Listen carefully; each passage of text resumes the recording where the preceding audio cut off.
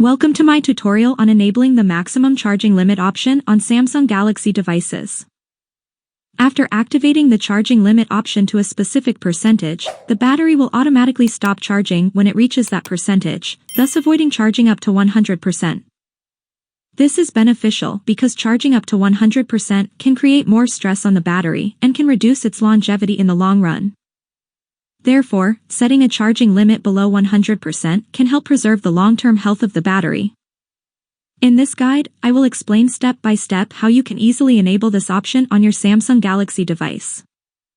Without further ado, let's get started with the process. So, first, go into Settings. Scroll down and tap on Battery option. Now, all you need to do is tap on the switch for the Protect Battery option. That's it. I hope this guide has been helpful to you and that you have successfully activated the maximum charging limit option on your Samsung Galaxy device.